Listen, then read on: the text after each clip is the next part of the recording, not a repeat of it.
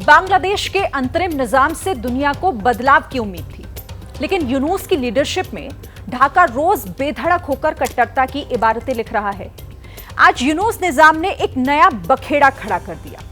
पूर्व पीएम शेख हसीना पर एक कट्टर कानून तामील कर दिया। शेख हसीना और उनके रिश्तेदारों की सुरक्षा से जुड़ा हुआ कानून रद्द कर दिया गया। ढाका की कट्टरता का तो यह सिर्फ एक पहलू है। दूसरे पहलू में प्रतिशोध के अंगारे हैं, जिसकी रिपोर्ट खुद बांग्लादेश की अंतरिम सरकार ने रिलीज कर दी है।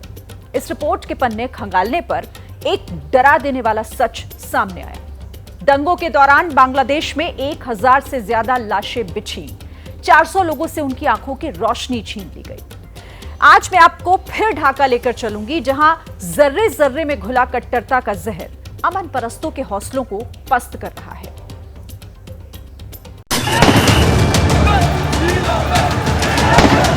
कट्टर सोच से बांग्लादेश का कौन सा कानून बदलेगा? यूनुस निजाम शेख हसीना और उनके करीबियों का जानी दुश्मन कैसे बना? शेख हसीना जाएंगी कौन से देश? 5 अगस्त गाजियाबाद का हिंडन एयरपोर्ट। सोमवार का दिन था। बांग्लादेश में कट्टर सोच के अंगारे धधक रहे थे। शेख हसीना स्पेशल प्लेन से हिंदुस्तान पहुंचे। गाजियाबाद के हिंडन एयरबेस पर प्लेन लैंड हुआ।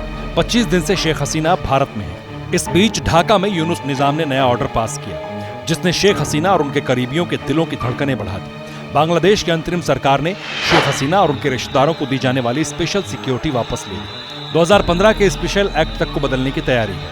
15 मई 2015 को शेख हसीना और उनके रिश्तेदारों को विशेष सुरक्षा देने के लिए एक राजपत्र जारी किया गया था, जिसे यूनुस निजाम ने रद्द कर दिया है।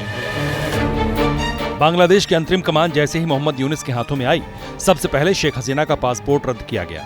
शेख हसीना के पास अब 20 दिन की मोहलत है। उनकी आगे की राह क्या होगी? एक्सपर्ट क्या राय रखते हैं, सुनिए।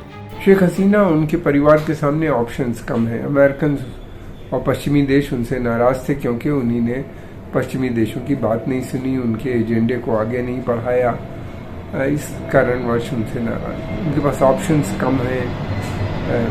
जाने को तो वो कुछ कहीं ना कहीं तो वो जा ही सकती है, लेकिन मुझे लगता है उनके परिवार के लोग चाहेंगे कि वो भारत में रहें। भारत आने वाले समय में ये डिसाइड करेगा। कट्टरपंथ की भट्टी बने बांग्लादेश से एक और खौफनाक खबर आई। शेख हसीना को सत्ता से बेदखल करने के लिए जो दंगे हुए, उनमें जमकर लहू बहा। यूनुस निजाम ने क्रूरता के एक कतरे की रिपोर्ट रिलीज की।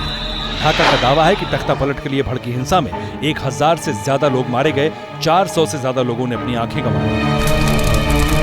एक और कड़वा सच है जो ढाका में बैठे कट्टरता के आकाओं को बेनकाब करता है। 5 अगस्त को शेख हसीना के तख्ता पलट के बाद बांग्लादेश में 52 जिलों में हिंदुओं को टारगेट किया गया। हिंदुओं पर हमले की 205 से ज्यादा घटनाएं हुई। 27 जिलों में हिंदुओं की दुकानों और मंदिरों को निशाना बनाया गया, जबकि 20 से ज्यादा मंदिर तोड़े गए थे।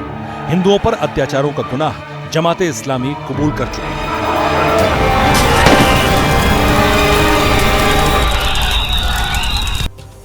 5 अगस्त को बांग्लादेश में तख्ता पलट हुआ था। सत्ता परिवर्तन तो हो गया, लेकिन सोच नहीं बदली।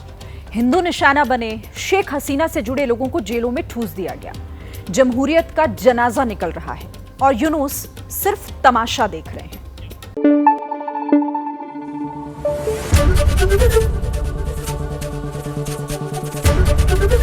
एबीपी न्यूज आपको रखे आगे।